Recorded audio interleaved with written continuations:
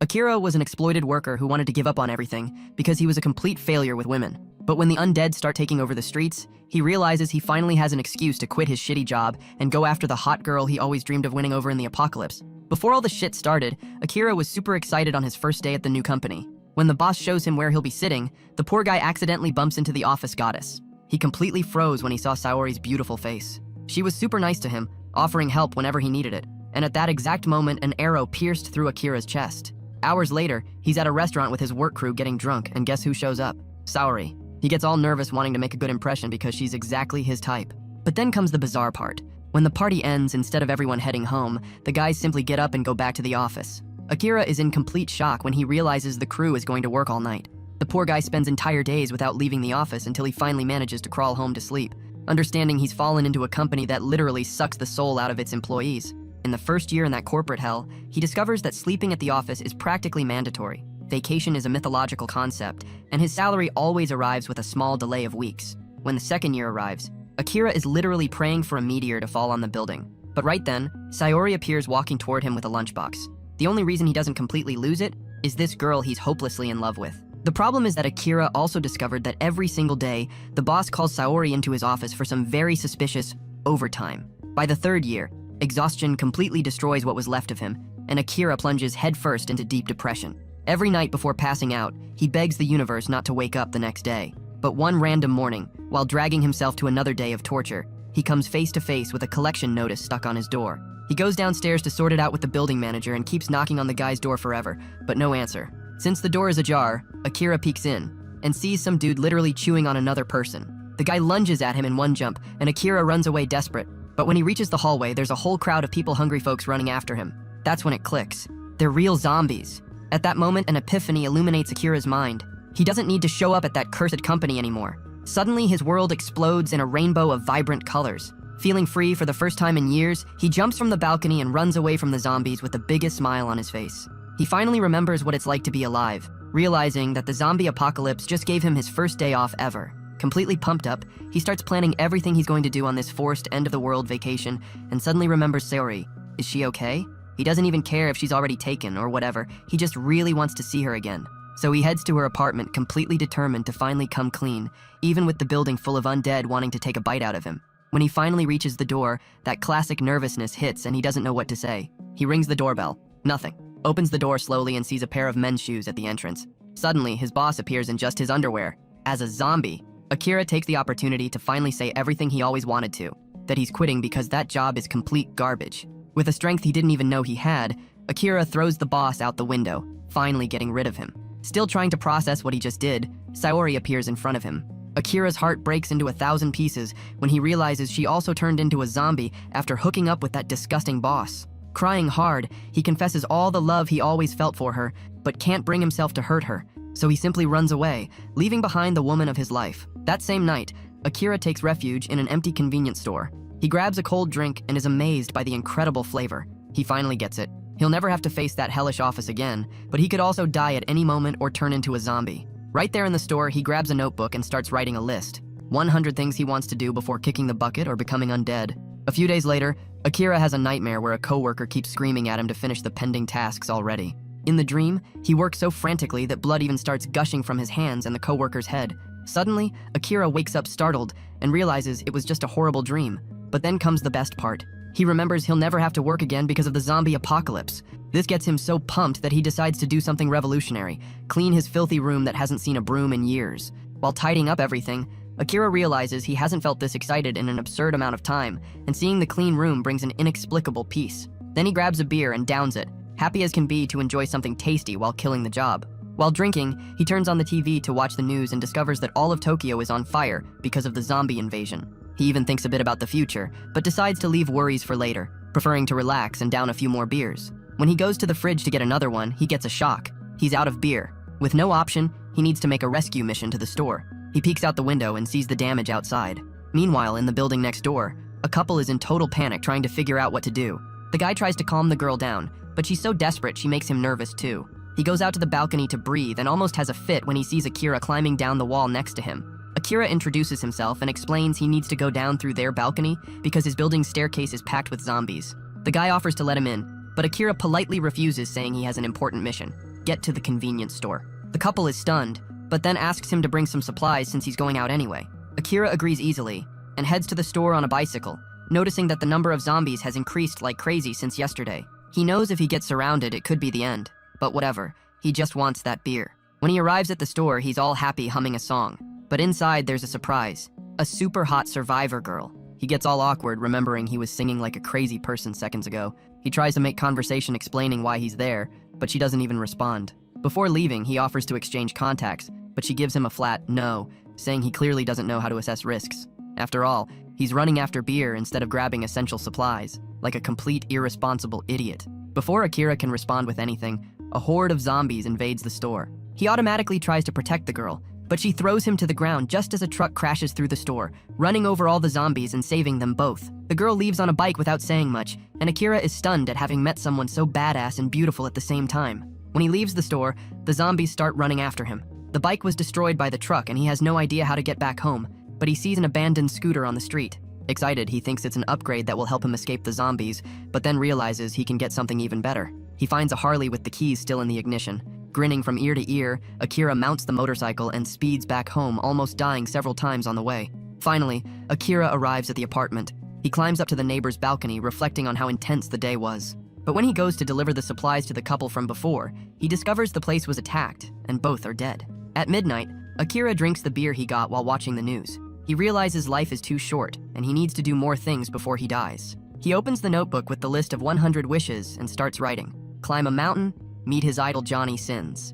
In the middle of the list, he stops to think about his parents and adds the wish to go back home and spend time with them, finishing the list at 33 wishes. Meanwhile, on the same day Akira went out for beer, the tough girl he met woke up in her apartment.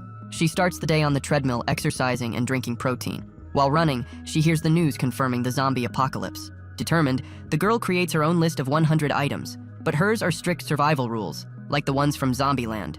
Then she watches several zombie movies to study the different types. To complete the preparations, she decides to observe the zombies around her apartment. She realizes that if she faces multiple types at the same time, her survival chances plummet drastically. Knowing she needs to gather resources, she goes by bike to a convenience store. She installs a camera to detect nearby zombies. While collecting supplies, she sees a delicious Sakura sweet. Tempted, she almost grabs it but stops, remembering one of her rules: minimize sugar consumption. At that moment, the sensors warn that someone is nearby. She investigates and is surprised to see another survivor, Akira. When he enters the store, she stays quiet, observing his reaction. She quickly realizes he's harmless, but is disappointed seeing him grab beer instead of essential items. Soon after, zombies start gathering outside, attracted because of him. When Akira tries to talk to her, the zombies invade. Akira tries to protect her, but she quickly throws him to the ground as the truck runs over the zombies as planned. The girl leaves the store impressed that someone as irresponsible as Akira managed to survive this long. Relieved to have survived and gotten supplies, she later reviews the camera footage to analyze zombie behavior. But then she sees the recording of Akira, him smiling and happily drinking beer in the middle of the apocalypse. The scene surprises her and makes her regret not grabbing that Sakura sweet to enjoy life even just a little bit like him. Somewhere in Shinjuku district, inside a host club, #1 host Sho and his colleagues try to calm a girl who's crying because she lost her parents. Shu offers sweets to ease her sadness, but she won't stop crying. Then Shu's friend arrives and warns that zombies are surrounding the place. Shu politely tells the girl he needs to do something and has to leave her alone, but she starts trembling uncontrollably. Noticing this, Sho promises he'll come back for her, which finally calms her down. Then Shu and his friends grab weapons and Molotov cocktails, preparing to defend the area from zombies. The horde approaches, and during the fight, one of them is wounded and infected. While the battle happens, Akira arrives in Shinjuku on a motorcycle. He's shocked by the absurd amount of zombies in the city, but none of that stops him because he's looking for his best friend, Kenichiro. A few hours earlier, Akira wakes up and notices his beard is starting to grow. He tries to find inspiration to let it grow, since quitting his job makes him want to try new things from the list. After drawing a fake beard on his face, he decides to erase the idea and continue with a clean face. Then his phone beeps with a friend request notification. Excited, Akira checks the app to see who's online. He waits for hours, but boredom hits when he realizes not many survivors are left. Suddenly, he remembers Kenichiro. He's absolutely sure his old friend is still alive, totally convinced of Kenichiro's strength and resilience. Meanwhile, inside a club, Kenichiro peeks into the hallway and sees it packed with zombies. Thirsty, he drinks the last bottle of water. Frustrated after days without food, what frustrates him most is that the girl he rented to have fun with is now infected and turned into a zombie inside the room. Luckily, Kenichiro's taste for handcuffs keeps her tied up, preventing her from moving. Starving and exhausted, Kenichiro suddenly remembers Akira, who always laughed at all his bad jokes. Suddenly, the phone rings. He answers, shocked to hear Akira alive and well. Akira chats with him, telling him to cheer up, speaking so calmly that Kenichiro is stunned. Kenichiro explains he's trapped in Shinjuku, and that no one can save him because of the zombies around. But Akira doesn't care, and tells Kenichiro to text him the address and hangs up before Kenichiro can protest. Heading toward Shinjuku, Akira remembers the past with Kenichiro. In college, Kenichiro was popular, but that never got in the way of their friendship. Years later, Kenichiro became a successful real estate broker, while Akira remained stuck in the soul-sucking job. At a reunion dinner, Kenichiro bragged about his personal life, leaving Akira frustrated. Kenichiro warned him to quit his job, but Akira exploded, accusing him of showing off, which shook their friendship. Now Akira regrets having spent years in a job he hated, and saving Kenichiro seems like a chance to relive the fun old times. Back in Shinjuku, Shu is the last survivor. He accepts his fate, finding a noble way to die after everything he's done. When a zombie advances on him, suddenly a car horn sounds loud, attracting all the zombies away, and Shu can't believe he's still alive. The zombies from Kenichiro's hotel are also attracted by the sound. They surround the car, which then explodes, and it was Akira who set this up. Hearing the noise, Kenichiro goes into the hallway and is stunned to find it zombie-free. He looks for a safe place, but suddenly is greeted by Akira, which shocks him. Akira shouts an apology for the fight, admitting his jealousy of Kenichiro's success and confessing he regrets not following his advice. Kenichiro is speechless, confused that Akira came all the way here just to apologize. Before he can respond, zombies invade the hotel because of Akira's shouted apology. The two are forced to flee to the roof. With time running out, Kenichiro panics, convinced it's the end. But Akira has another plan. He tells Kenichiro they need to jump to the building next door. Kenichiro thinks it's impossible, but Akira jumps anyway, landing with some injuries but surviving. He urges Kenichiro to follow, and terrified, Kenichiro admits he can't jump. He confesses he hates his job, revealing that behind the smiles and flashy lifestyle, he feels empty. All the wealth and success are a facade, because he never liked being a broker, and what he really wanted was to be a stand-up comedian. Akira encourages him, saying that as a friend he has to listen to the advice this time. He urges Kenichiro to quit his job and jump toward his real dream.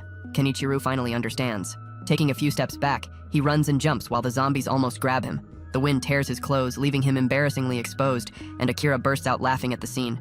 In the air, Kenichiro realizes he won't make it, desperately clinging to the edge. He calls Akira, begging for help. When he's about to fall, Akira suddenly grabs his hand and pulls him up. Kenichiro survives, though injured. Akira is worried he was bitten, but Kenichiro explains he only scraped his balls. That night, the two relax naked on the roof drinking beers. They laugh about work, life, and the future. Kenichiro admits he admires Akira, seeing him as someone who quit his job, embraced freedom, and might even succeed in a zombie apocalypse. But they both laugh at the idea, knowing they can't save the world. Days later, still on the roof while Akira plays zombie games, Kenichiro cooks their delicious lunch. Akira and Kenichiro agree that doing homemade camping in the middle of Tokyo is a genius idea. Then, after Akira finishes the game, they go eat. Akira is surprised by Kenichiro's food and feels jealous because Kenichiro says cooking is the key to winning over girls.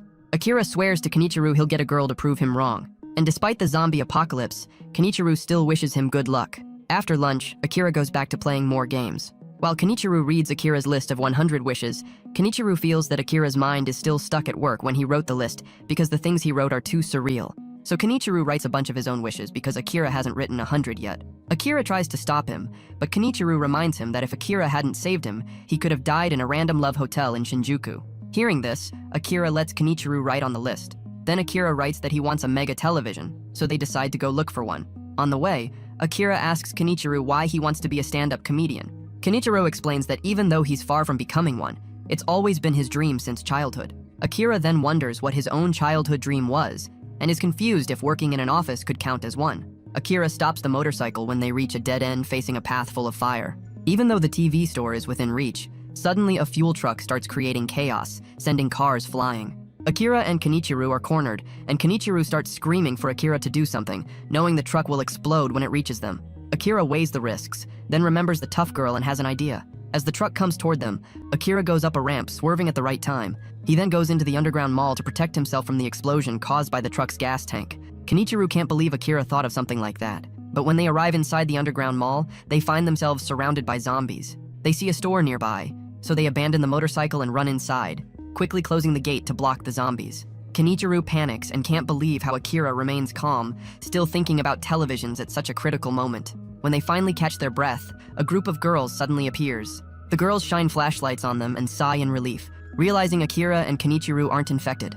One of the girls starts panicking about being trapped, but Kenichiro calms her down, encouraging her to think positive. His words inspire the group, and they go to the beverage section.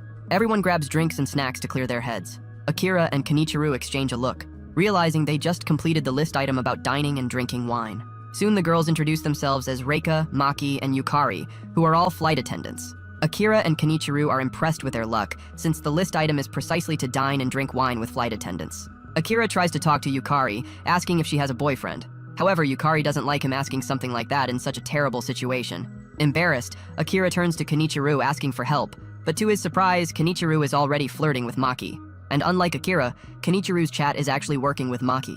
Jealous of Kenichiro's humor and appearance, Akira remembers what Kenichiro said at lunch about cooking and girls. Determined to impress, Akira boldly introduces himself to the group and downs an entire bottle of tequila. Amused, Reika joins him with more alcohol, and soon the group gets more animated because of Akira's reckless attitude. Later, Kenichiro and Maki escape to the bed section for some intimate time.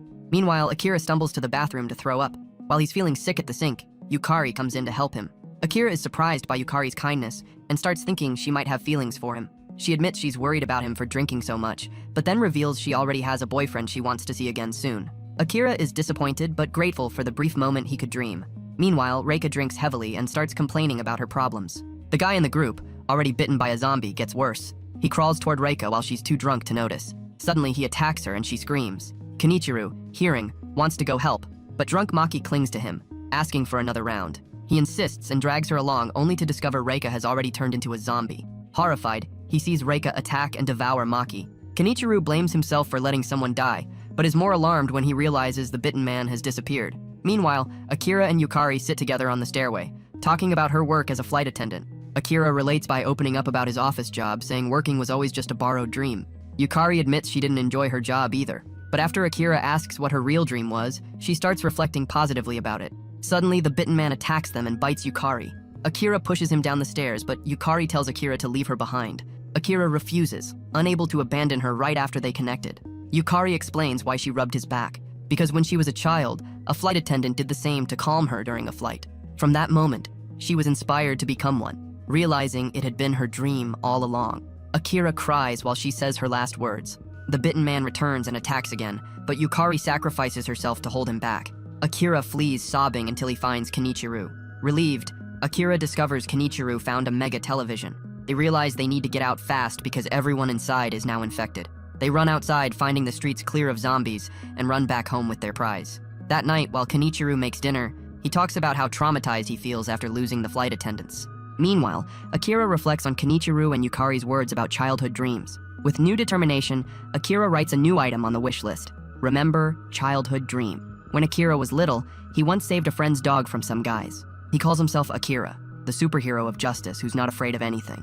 But then, he wakes up and realizes it was a dream. He sees the wish list that reminds him of his childhood dream. That night, Kenichiro informs Akira that all of Japan isn't safe. However, some villages manage to isolate themselves in Hokkaido, which means Akira's family could still be alive. Then Kenichiro decides he wants to go blonde and says he wants to move forward from his past life, inspired by Akira's aspirations, and also wants to look good to pursue his dream of becoming a comedian. Seeing Kenichiro with blonde hair, Akira remembers what Kenichiro and Yukari said about childhood dreams. Suddenly, Akira tells Kenichiro he wants to become a superhero. He explains he always wanted to be like Batman or Spider-Man, saving people in a cool suit without reward. He says he wants to help people no matter what, and the core idea is to become a superhero who saves humanity from zombies. Kenichiro is surprised by Akira's excitement, but supports him completely. Although Akira can't fly or shoot webs, he's already researched how to defeat zombies. Together, Kenichiro and Akira go to the aquarium, excited because they can access the back rooms. Kenichiro is nervous since the aquarium is in terrible condition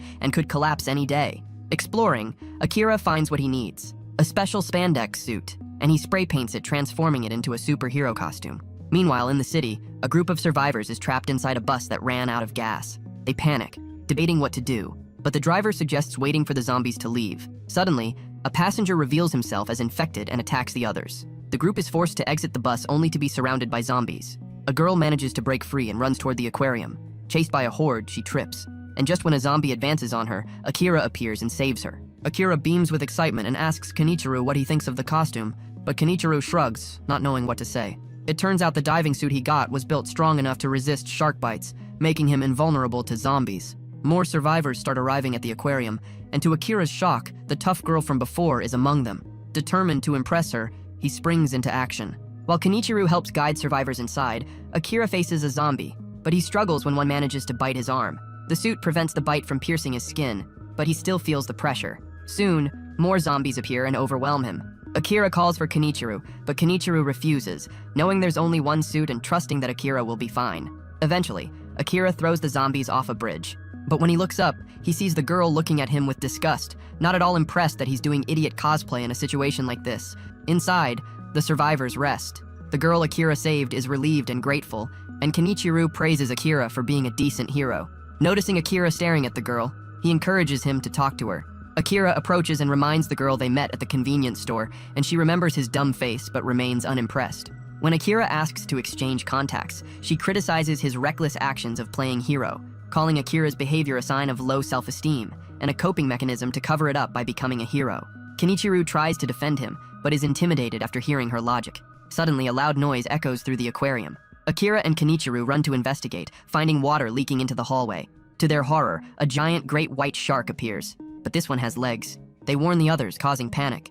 The shark breaks through the aquarium walls, confusing Akira. The girl explains the shark must have eaten infected divers, and the parasites inside it are controlling it. The group flees upstairs, but zombies block the emergency exit. The girl remembers the layout from before and guides them to another exit. As they run, the not-so-baby shark bursts into the room, shredding zombies. The girl Akira rescued earlier panics, but the girl calms her down until the girl suddenly pushes her aside and runs to safety, leaving her behind. Kenichiro and the others escape through the emergency exit, but Akira notices the girl didn't follow. He immediately goes back for her while Kenichiro tries to reopen the locked door. The girl admits she hates traveling in large groups, believing they only increase her risk of dying. When the shark advances on her, Akira bursts in and spears this crazed giant sushi. The girl calls him an idiot for taking the risk, but Akira insists that if he meets a pretty girl, he wants to know her, and if he sees someone in danger, he wants to save them. He says that's what it means to be a hero. With no plan, the two are forced to run in circles fleeing from the shark. The girl thinks of a strategy, but needs Akira to take a risk, and he bravely agrees. They split up, Akira distracting the shark while the girl searches for equipment. She remembers reading that sharks have a weakness to strong electricity and runs to find batteries. Akira narrowly dodges the shark's attacks, but eventually trips and falls. Cornered, he braces himself. At that moment, Kenichiro reappears, showing the shark his starfish to distract it and buy time. The shark almost devours Kenichiro, but Akira challenges it directly, summoning courage like a true hero facing his arch-enemy. The girl runs back with working batteries, handing them to Akira. When the shark advances, Akira activates the batteries and punches it right in the face, defeating it once and for all. With the monster dead, Akira, Kenichiro, and the girl regroup, while the other survivors separate from them. Akira crosses off another wish list item of becoming a superhero. Knowing he did it, Kenichiro teases that he makes a great pair with the girl, which makes him awkward. As they walk together, the girl notices Akira's notebook with the list of 100 wishes. She pauses and reveals she has her own list, not of dreams, but of strict rules to ensure she'll survive. She explains the different objectives, saying they make her incompatible with Akira's carefree lifestyle. But Akira says he doesn't care, and that she's important to him. He saved her not to impress her, but simply because he wanted to, and his sincerity makes her give in. Later, when Akira and Kenichiro prepare to leave by bike, the girl says she'll be fine alone and plans to find another safe place. But before they go, she gives her number to Akira, and he accepts happily. Finally knowing her name is Shizuka. Finally getting the girl's contact, Akira feels radiant. His life is improving, and with Kenichiro by his side, he decides they should go to Gunma to meet his parents. Later, Akira and Kenichiro go to a watch store where Akira finds an expensive watch. Akira decides to steal it because it's the zombie apocalypse, but then Kenichiro shows Akira he found an even more expensive watch. The two wear suits and use the watches to complete one of the wish list items. At midnight, Akira and Kenichiro realize the water ran out and all electricity in Tokyo went down. They already charged their phones, but can't watch news or get updates, and they know they need to get serious. But Akira tells Kenichiro to look at the stars, and both are amazed by the brightness of the stars in Tokyo, now that the city lights have gone out. Seeing the stars makes Akira think of his parents, and Kenichiro comforts him, saying they're still alive. Akira agrees because the next journey is to his hometown, Gunma. The next morning, Akira and Kenichiro pack things to prepare for the trip. After packing, Akira goes to his old room and says goodbye to college life and the office for the last time. They prepare to go to Gunma, where Akira reveals it will take hours of travel to get there. But before going, he says he wants to steal something. Kenichiro thinks Akira wants a real gun to exercise the Second Amendment. But Akira reveals he wants a trailer, a place where two bros can sleep, cook, travel, and cozy up during the zombie apocalypse. The two agree with the idea, so they go to a trailer store where they find Shizuka. Akira is surprised to see Shizuka there. and feels they were made for each other since this is the third time they've met by coincidence. Kenichiro and Akira realize Shizuka is planning to leave Tokyo, so Akira asks her to go to Gunma with them. Shizuka refuses, saying she doesn't see any benefit in teaming up with these idiots because she doesn't think there's enough reason to join. Akira is heartbroken hearing this. Kenichiro then asks what she's doing there. Shizuka explains she watched hundreds of zombie movies and knows a trailer is a great way to travel. Akira gets excited that she shares the same idea and asks again for her to join, but she refuses once more. Kenichiro then checkmates by pointing out she doesn't have a driver's license, meaning she could get hurt traveling alone. Akira agrees, saying traveling together is safer and more fun, especially with someone who knows how to drive, which forces Shizuka to join them. Everyone enters the trailer store, marveling at the many different models. While the guys look at trailers, Shizuka examines which would actually be best for the zombie apocalypse. She eventually finds a suitable off-road model that can easily pass by zombies. When she goes to show them, however, Akira and Kenichiro have already chosen the most expensive trailer. Akira loves it because it has everything he could want, but Shizuka disagrees, pointing out it's too big to pass through abandoned cars on the road. She then points to the one she chose, but Kenichiro urges her to have a little fun, guessing she must have a favorite trailer too. She thinks it's idiotic to have fun, but spots a trailer with luxurious Bali-style interior and immediately falls in love. Kenichiro teases her for falling in love with a trailer, but while they argue about which trailer to get, zombies suddenly invade the dealership, forcing the trio to grab the nearest trailer and escape immediately. Akira and Shizuka drive the trailer, while Kenichiro rides the motorcycle on the road. Akira notes how everything seems quiet. Shizuka explains that maybe people didn't have time to escape because the virus spread too fast. She says the only thing capable of making people aggressive like zombies is a virus, and that somewhere out there people must be working on a vaccine. But despite that, Shizuka admits she doesn't care much because her job and her group are barely surviving. After hours of driving, Gunma appears in sight. Akira feels exhausted and suggests they stop at the next gas station, making it their first night in the trailer. Suddenly, the trailer and motorcycle tires blow out after running over spike strips left on the road. Akira is shocked and runs to check on Kenichiro, who got hurt falling off the motorcycle. But then buses appear, and Akira is stunned to see his old annoying and ugly colleague, Gonzo. Seeing Gonzo with his baseball team makes Akira remember how much Gonzo contributed to his depression when he worked at the office. Gonzo tells Akira he's impressed that a guy like him managed to survive an apocalypse. Akira feels relieved that Gonzo is alive too, until suddenly he doubles over in stomach pain. Gonzo then tells Akira that his bus has everything necessary for the trailer, but Akira has to work for him for 2 days in exchange. Hearing the offer makes Akira tremble with fear, since it seems to be falling back into the old depressing routine. Shizuka notices Akira trembling and confronts Gonzo, accusing him of manipulating people to do his dirty work so he can loot them. But Akira and his friends are cornered with zombies starting to approach. Afraid and pressured, Akira accepts Gonzo's offer, which makes Gonzo smile satisfied. They're then taken to the gas station Gonzo controls. At the station, Akira sees that Gonzo has workers who look exhausted and depressed. Gonzo appears and tells Akira that they've known each other a long time, and he believes Akira won't feel tired doing this work. Meanwhile, Shizuka tends to Kenichiro's injuries. Kenichiro blames himself for forcing Akira into a job he hates, but Shizuka reassures him, saying it's not his fault, and says they should wait and see if Akira really only works for 2 days. The next day, Akira moves boxes and feels like he's back at his old office job, but tries to stay positive, remembering he wants to change. Then he discovers boxes of beer in a cargo truck and decides to put them in a refrigerator, thinking it might cheer up the tired workers with a party at night. Suddenly, Gonzo comes in and yells at him for doing this, terrifying Akira. But then Gonzo's friends arrive and see the beers in the refrigerator. They assume Gonzo provided them and praise him for being generous.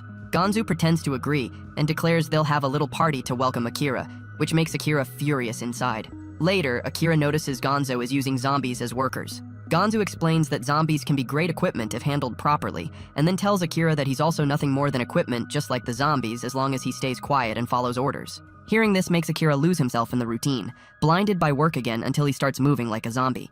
Meanwhile, Kenichiro tries to understand why Gonzo talks to Akira that way. However, Shizuka knows immediately since Gonzo reminds her of her father who used to abuse her, and she realizes that both she and Akira are haunted by the fear left by abusive people who once controlled their lives. When Gonzo's party begins, Shizuka remembers her past with her father. She once found an abandoned dog on the streets, so she brought it home only for her father to tell her to get rid of it. He didn't want her to waste time with the dog since he wanted her to spend her life being successful. Shizuka eventually had to get rid of the dog because her father warned she could be abandoned just like the dog. Gonzo's party begins, and his friends drink cold beers to welcome Akira and the group, but Akira doesn't join because Gonzo forces him to work as a waiter. When Gonzo's friends finish their beer, Akira immediately serves them, but feels scared because it reminds him of his old office job. Then, when Gonzo finishes his beer, he's served by an old woman, which makes him furious because he only wants to be served by hot girls. He orders Shizuka to serve him, and when Shizuka pours the drink, Gonzu notices her body. He tells her to have a drink with him, and when she accepts, she downs the entire bottle alone. Gonzu is impressed, making a vulgar joke that beer isn't the only thing he wants her to swallow, and then orders Akira to bring more. Akira accidentally serves an empty bottle, which makes Gonzu furious. He yells at Akira, traumatizing him. While Akira stands frozen, Shizuka sits silently remembering her past and how Gonzu reminds her of her father. After Shizuka is born, everything she does is based on her father's forced expectations. Her father, who was a feared financier, dictates all her choices. Shizuka never gets rid of the abandoned dog. She secretly cares for it, even studying medical books about animals, and the dog becomes close to her. One day, she tells her father she wants to be a doctor, but he dismisses her, pointing out only the negatives, and even informed her he sacrificed the dog for her, which broke her heart. As she gets older, her father continues to say what's good and what's bad, constantly reminding her that he supports her luxurious life. Gonzo's words about staying quiet and following orders hit deeply, reminding her of her father, the reason she is who she is now. The day after the welcome party, Shizuka sees Akira getting yelled at again by Gonzu. Akira accidentally drops supplies, which infuriates Gonzu. He blames Akira for everything, leaving him confused. Then after yelling at him, Gonzu suddenly praises him. He tells Akira that freedom is difficult because it forces him to think for himself. But living under Gonzo is easier since he just needs to obey orders, and life will continue smoothly. Shizuka immediately recognizes Gonzu's manipulation, echoing her own past. Her father once said that if she wanted to win, she had to follow his orders. He claimed it was all for her benefit, but she knows now it was always for his. While everyone rests, Shizuka accidentally knocks over Akira's backpack and finds the wish list book. She flips through it, smiling at how strange Akira is before writing something inside herself. The next day, Gonzu's friends return from the city with supplies, but one of them accidentally brings a zombie inside the cargo truck. Back at the station, Akira's 2-day contract ends, and Kenichiro apologizes to him for the mess. To their shock, Akira decides to stay, manipulated by Gonzu. Akira admits he's afraid of living out there and prefers the safety Gonzu provides. Kenichiro finds this strange since Akira isn't like this. But when Shizuka tells Kenichiro they need to leave him since it's Akira's choice, Akira insists he has to repay Gonzo's kindness. This infuriates Shizuka, reminding her again of her father. She yells at Akira, calling him blind, and explains that Gonzu is manipulating him to satisfy his endless desires. She reveals she was the same way once, but Akira opened her eyes to live freely by her own will. She declares she wants to leave Gonzu behind with everything she can, shocking everyone. She challenges Akira, asking if he's a zombie or human because she knows he still wants to complete the wish list. Shizuka hands Akira his book where he sees she wrote an entry to tell the annoying boss to choke on a stick. Gonzo gets irritated knowing women would do something like that. But when he sees the wish list, he grabs it and steps on it. When Gonzo is about to crush the book, Akira remembers the lists he's already completed and the joy they gave him. This awakens him from the trance. He lunges forward to protect the book, shocking Gonzo. Akira then declares he's leaving because he still has things to do. He apologizes for the supposed debt, but refuses to stay any longer, and Gonzo's henchmen are shocked to see Akira free himself from the manipulation. Suddenly, the cargo truck arrives and the driver brags about bringing great supplies. But when he opens it, a zombie jumps out, throwing the station into total chaos. Gonzo tries to calm everyone down, saying it's just one zombie, but panic spreads. A terrified bus driver crashes through the station out of control, accidentally releasing the zombie prisoners Gonzo was keeping. They attack the workers, forcing Akira, Kenichiro, and Shizuka to climb on top of the trailers. Kenichiro tries to save someone but fails. Realizing he can't save everyone in the chaos, Akira then sees Gonzo being chased by zombies and instantly comes up with a plan and asks Gonzo's henchmen to help him. At that moment, Gonzo falls, and as the zombies approach, Akira appears with a food truck rescuing him. Kenichiro can't believe Akira is saving someone like Gonzo, but Akira explains that letting a hopeless guy get devoured isn't on his wish list, so he has to save him. Gonzo climbs onto the truck clumsily, and his men surround the zombies with cargo vehicles, trapping them all. Akira jumps to safety with Gonzo and sets the horde on fire with gasoline and a flare, burning them all. Everyone celebrates, impressed by Akira's heroism. Akira goes to Shizuka, and the two laugh together at his reckless attitude. Suddenly, Gonzo gets up and urges the workers to admire Akira and work hard like him. But everyone revolts, saying they've had enough. They call him a dictator and say Akira is a much better leader. Gonzo begs them to stay, but no one listens. One by one, they leave, abandoning him to cry alone at the station. Akira, Shizuka, and Kenichiro continue the journey. On the road, Akira admits to Shizuka that he blanked out when Gonzo was around. He confesses that work is exhausting, and he needs to find a job he really loves. But Shizuka reassures him, saying he doesn't need to rush since new jobs will always be created, and all he needs to do is enjoy both life and work. Akira smiles and agrees. Then Akira, Kenichiro, and Shizuka finally arrive in Gunma. While resting near the canal, Akira asks if they know about mindfulness. Shizuka responds and explains it's something often asked about in corporate jobs. Akira reveals he wants to maintain that mindset, but Kenichiro is confused about what Akira's statement has to do with the SUP yoga they're doing. The trio continues the journey to Gunma, and Akira is happy because he managed to complete several wish list items before getting there. He thinks he can finish the entire list in a month, but Shizuka reminds him only if he's not interrupted. On the road, they see zombies surrounding a truck. They assume a survivor is trapped inside because the tires blew out, so they decide to save them.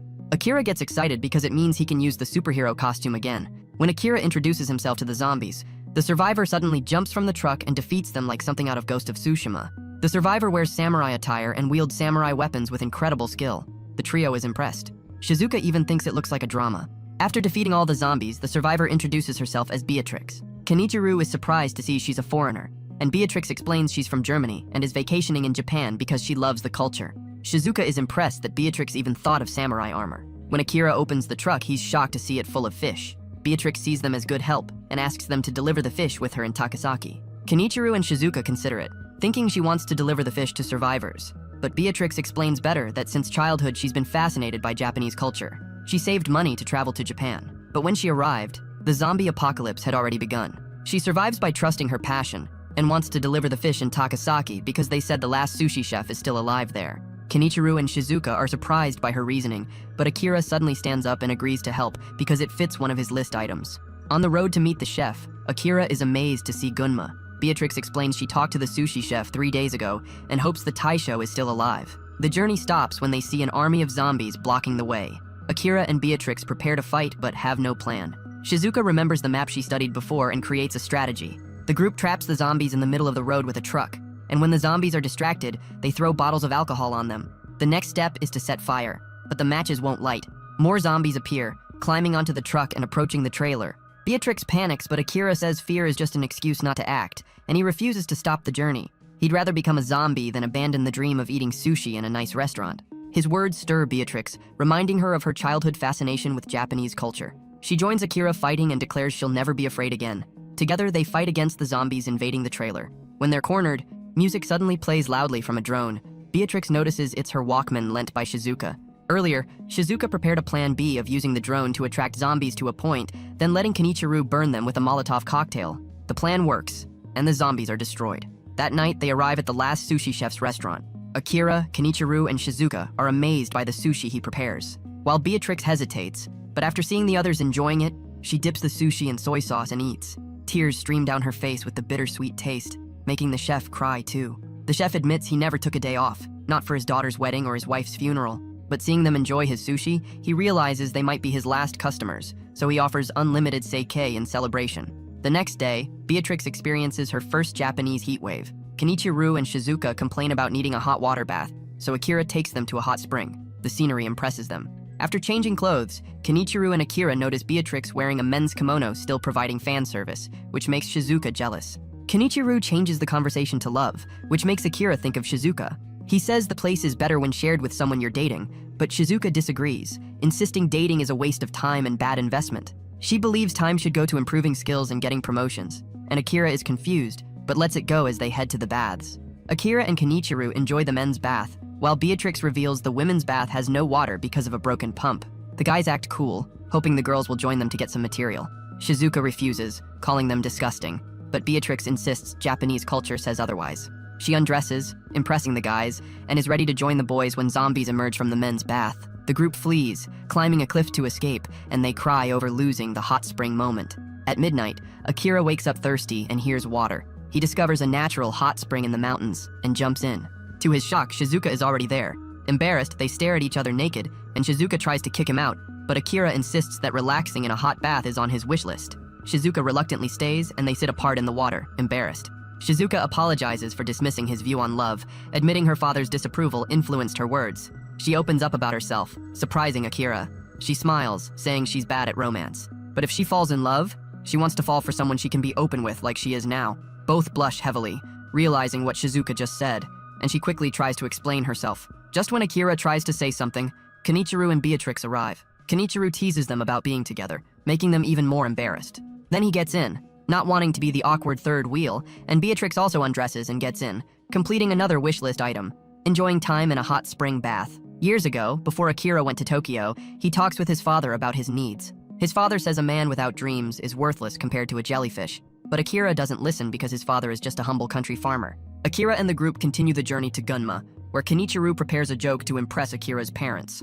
Akira is nervous about meeting them because it's been years since he last saw them, and the previous meeting was embarrassing due to different opinions about the office job. He knows it will be embarrassing again and worries about what they'll say when they find out he quit. Suddenly, Akira stops the trailer because the tunnel road to his hometown is blocked. He gets out to check, and to his shock, an army of zombies waits behind the barricade. Akira's village is right after the tunnel, and despite the excitement, Beatrix assumes the village was destroyed.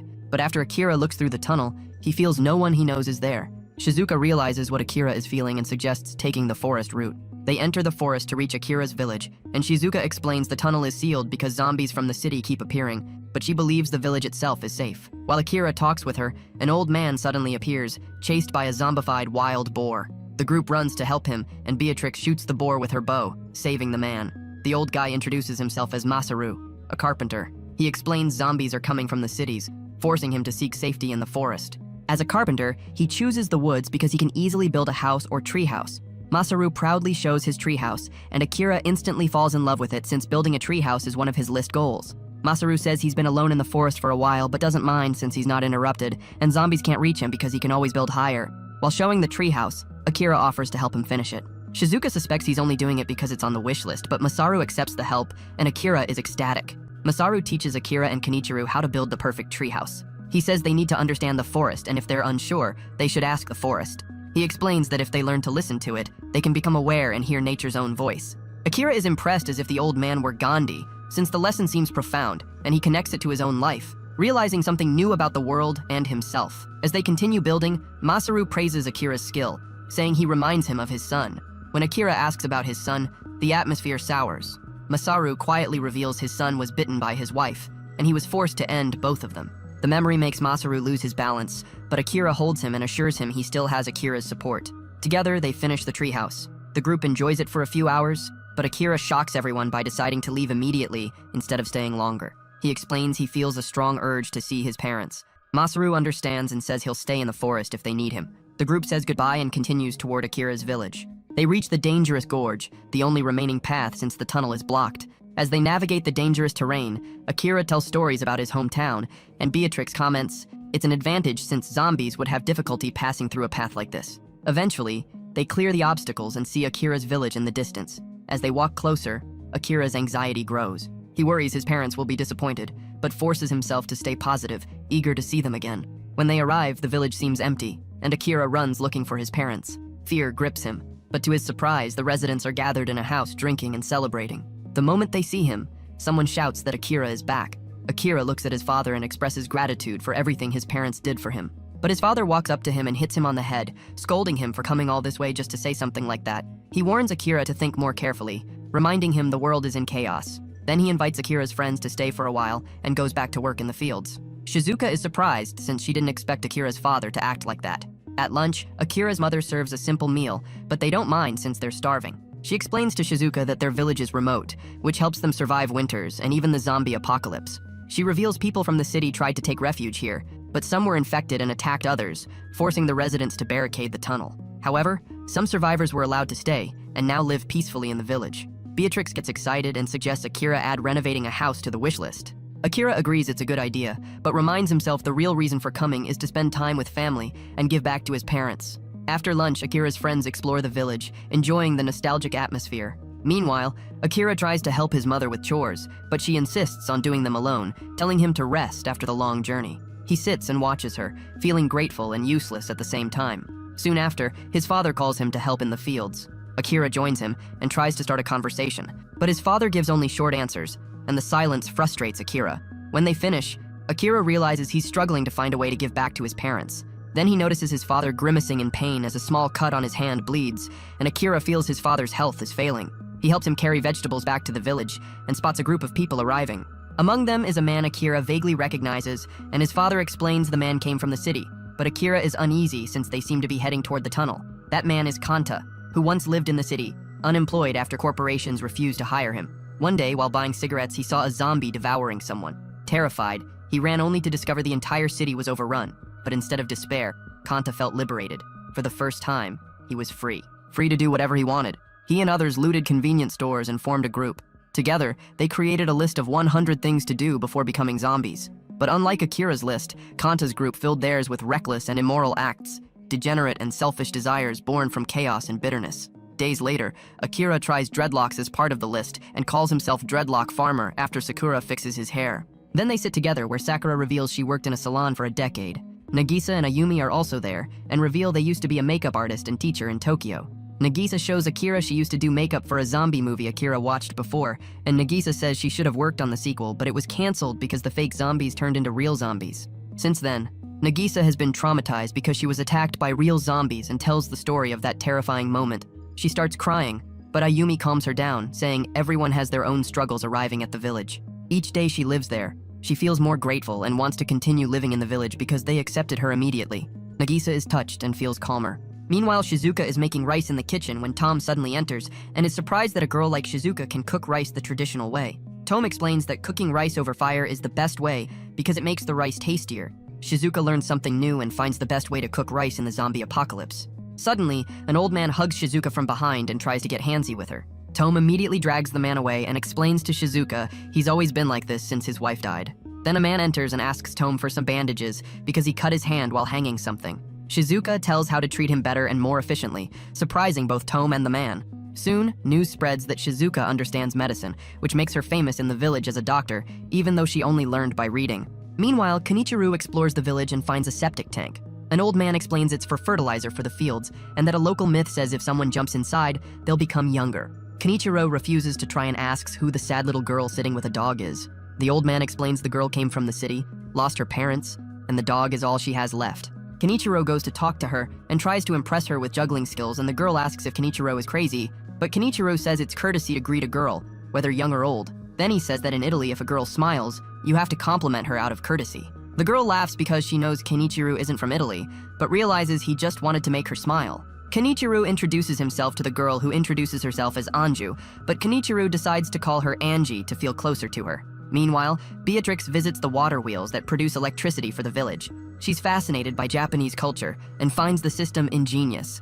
An old lady explains the fences to her, saying they protect the village from zombie boars and bears. The old lady also shows Beatrix a residual current circuit breaker and warns never to touch it because it's dangerous. Later, Ayumi gives a motivational talk to Akira and the others about the connection between residents. She says even though the village is limited, the closeness between people makes her happy, something city life could never offer. Akira is deeply touched by Ayumi's words and remembers them.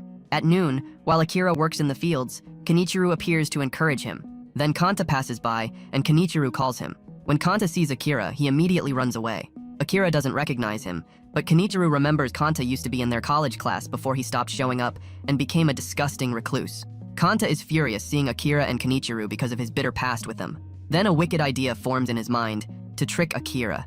That night, Akira drinks with his father, seeing it as a good chance to talk. He notices his father seems older and smaller. Akira tells his father he likes village life and wants to help with the family work. But his father says a man must follow his biggest dream, which makes Akira furious because he wants to give back to his parents. Then Akira realizes his father never achieved his own dream and asks what it was. His father says when viewed from space, Earth is small, and he once dreamed of becoming an astronaut, but was too dumb and too old. Akira laughs, realizing his father is joking, but then his father tells the truth that the dreadlocks don't suit him at all, and they both laugh like father and son. At midnight, a girl breaks the circuit breaker with a chainsaw, smiling as she does it.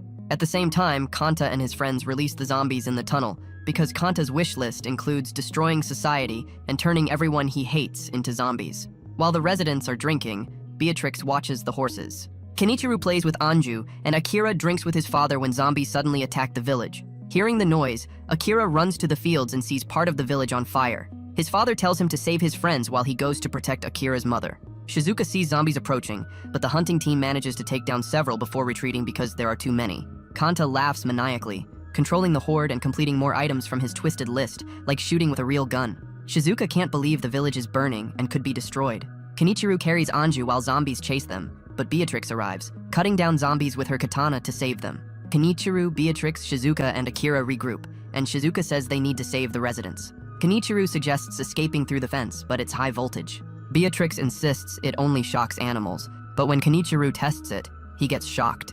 Beatrix realizes the residents must have been wrong, and the circuit breaker is destroyed, meaning they're trapped. Suddenly, Kanta and his friends arrive in a dump truck, laughing and enjoying the chaos. They realize Kanta caused everything, and Kanta declares that before becoming a zombie, his wish list is to ruin everything Akira loves, because he's always hated how happy Akira could be. Shizuka is horrified by his motive. But Akira tells Kanta he respects his desire to do what he wants because he's doing the same. But Akira reminds him that if he wants to use freedom, he needs to respect others' freedom too. Kanta is stunned. Akira shows his unfinished wish list and says he won't give up yet. Kanta says he hasn't finished his either, so they need to complete theirs before the zombies get them. While they argue, Anju looks for her dog. Beatrix goes to try to fix the circuit breaker, but is followed by one of Kanta's friends. Akira tells Shizuka he needs to give back to his parents, which she doesn't fully understand but relates to emotionally. After Shizuka goes to help the residents, Kenichiro notices Anju is missing and tells Akira he has to find her. Akira and Kenichiro split up once more, promising to meet up later. As the group divides to pursue their wish lists, Kanta orders his friends to do whatever they want, but more importantly, destroy Akira's hope and watch his village fall into chaos.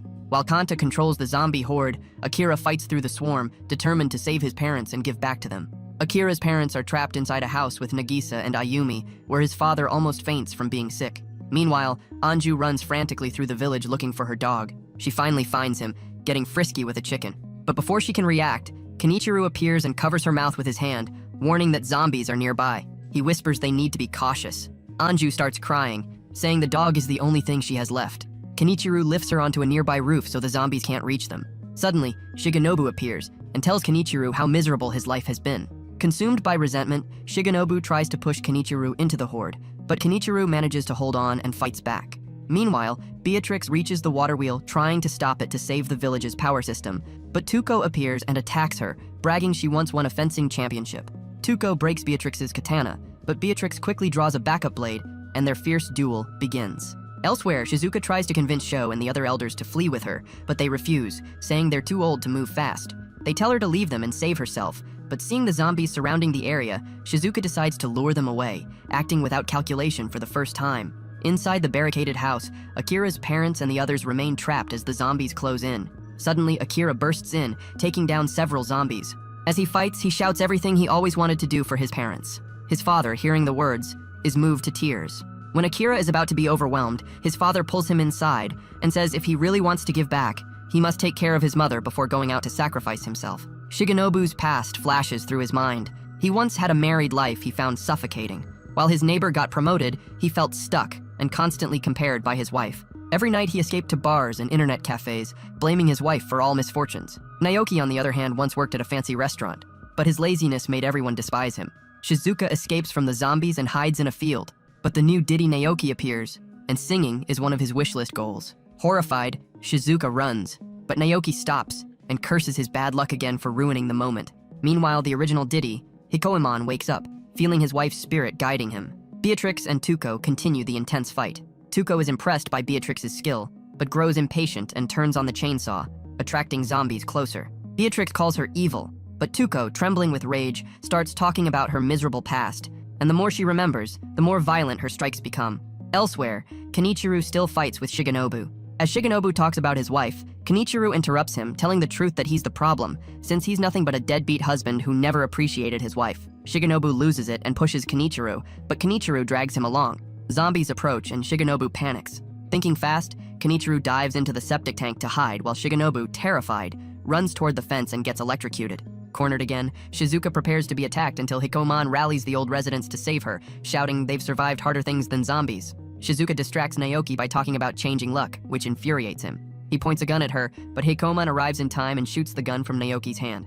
Shizuka sighs in relief, and Naoki advances on her again, but the elders run, knocking him out of respect for Shizuka's courage. As Naoki lies defeated, he still blames bad luck. Shizuka says luck only changes when behavior changes. Turning to the elders, she thanks them, saying she's the lucky one to have them. Back to the duel of the two badasses, Tuko screams at Beatrix that people with distorted ideals deserve to be eaten by zombies. Beatrix counters that Tuko's mentality is her own downfall, and her normal life isn't universal. Tuko refuses to listen, but taking advantage of her anger, Beatrix lures the zombies to the water wheel. As they crowd, she climbs on it, using the movement to jam the mechanism and cut the power. The wheel falls, almost crushing Tuko. She dodges, shocked at being bested by a foreigner, but Beatrix leaves her behind, and the zombies devour Tuko where she stands. Meanwhile, Akira's father fights desperately outside the house, cutting down zombies.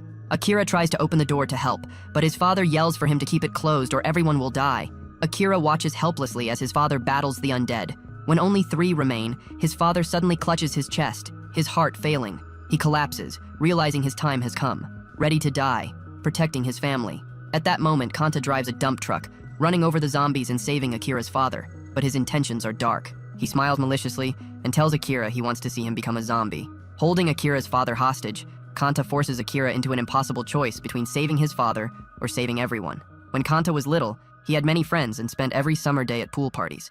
But as he grows older, friends start noticing he's naturally introverted and eventually drift away, leaving him alone. For years, Kanta spent time in solitude, whether at school or at home. When he enters college, he tries to change, doing everything he can to make friends, but everyone still sees him the same way, an introvert. One day, he becomes furious at the fact he can't change, and then he sees Akira laughing cheerfully with friends. Envy burns inside him since Akira always seems happy, effortlessly surrounded by people. Now, in a twisted act of resentment, Kanta holds Akira's father hostage, wanting to destroy the happiness he never had. Akira is cornered and doesn't know what to do. When he prepares to go out, his father forbids it, warning that opening the door could risk everyone's lives. Akira protests he can't just sit and watch his father die, but his father calmly reveals his time is limited anyway. Confused, Akira learns from his mother that his father is sick, and not even doctors know how to cure it. Desperate, Akira insists there must be a way to cure him so they can live as a family again. But his father smiles slightly and says that to truly give back, Akira has to help humanity. And if Akira can do that one day, his father says he'll be proud even in death. Akira feels the weight of his father's words pressing down, remembering all his friends and family's struggles. Meanwhile, outside, Kanta waits impatiently for Akira to emerge. When Akira doesn't come out, Kanta gets agitated. Just when he's about to throw Akira's father to the zombies, the front door opens. Kanta and Akira's father are shocked to see Akira appearing, apparently as a zombie. They scream in disbelief, calling him an idiot, and Kanta explodes in hysterical laughter, claiming victory. He mocks Akira, saying now he'll never enjoy life again. But Akira suddenly lunges forward and pulls Kanta to the ground, stunning him. Kanta freezes since Akira should be a zombie. Then he realizes Akira returned to human form, leaving him completely confused. Earlier, before saving his father, Akira had come up with a plan to disguise himself as a zombie. Nagisa, a skilled makeup artist, helps him achieve it. With the zombie cosplay complete, which is another item crossed off the wish list, Akira opens the door to lure real zombies inside. As they invade, the girls fight them, giving Akira the chance to act and save his father. While everyone worries about Akira's father, Kanta mocks Akira, saying his plan failed, but Kanta's knees start trembling. Akira then quietly asks what his true wish list is. Kanta hesitates, memories flooding back of him, and his friends swimming in the public pool under the sun, laughing. He confesses all he wanted was to relive that memory one last time. Akira says he's a fool for doing such evil things when he could have shared that joy with them. When Kanta once saw Akira laughing with friends, Akira had actually invited Kanta to have lunch with them, but being shy, Kanta ran away.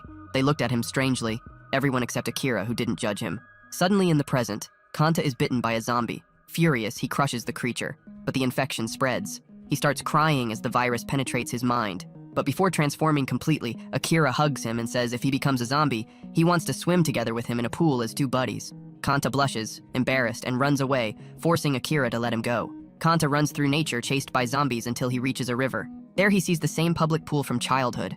As he stares, he sees a zombified Akira already floating inside. Remembering Akira's words, Kanta enters the water to join him, keeping the promise. Meanwhile, Akira reaches the fences where the residents are gathered as well as his friends. He's confused by Kenichiru's dirty and smelly appearance. Shizuka reminds him zombies were chasing them.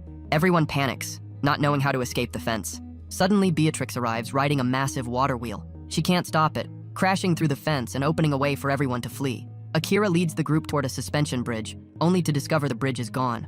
All hope seems lost until Masaru appears, throwing Akira a replacement bridge. Akira and Kenichiru hold the bridge firm while everyone crosses. When the zombies almost reach them, the 2 men jump together to the other side. Shizuka and Beatrix fear they fell, but to their surprise, Akira and Kenichiru cling to the ropes, pulling themselves to safety. As they climb, Akira tells Kenichiru that Kanta just wanted friends. Kenichiru calls Kanta a fool for doing evil things, but Akira insists anyone could end up like him, including himself, who almost lost himself once in the emptiness of the office job. Back on solid ground, Akira's father praises him for saving the entire village, completing another of Akira's wish list dreams. Days later, the residents seal the tunnel full of zombies and begin rebuilding. Under Masaru's leadership, construction progresses quickly. Tome thanks Shizuka for helping the elders regain hope and continue living. Kenichiro and Anju rebuild the fences together, and Kenichiro notices Anju seems like a new person. She says she just cried over zombies because someone finally made her smile, thanking the next Kevin Hart Kenichiro for cheering her up. That night, Akira cares for his sick father. His mother says his father always worried about him, not because of the zombie apocalypse, but since the day Akira went to Tokyo. Overcome with emotion, Akira promises if anything happens, he'll take care of his mother in the village. Then his mother reveals the truth. His father only has hemorrhoids. The group is stunned by the stupid disease, and Akira bursts out laughing in relief. Still smiling, he remembers his father's advice to dream big. Suddenly, Akira stands up and announces he's leaving the village to travel the country, save the world, and cure his father's hemorrhoids. His friends are shocked, but his father beams with pride at his son's big dream. Akira writes a new entry on the wish list: cure father's hemorrhoids. Then he invites everyone to add their own dreams. The group gathers around scribbling new goals for the next adventure, bringing a proud smile to Akira's parents. The next morning, Akira and his friends say goodbye. Shizuka reminds Hikoman she's not his wife. Anju cries and tells Kenichiro to come back soon. And Akira's mother hands over cooked seaweed so he won't starve on the road. Before leaving, Akira's father promises to take care of his wife, making Akira smile. As they depart, Akira suggests going north where many survivors supposedly are, while others joke about going to America to make the vaccine.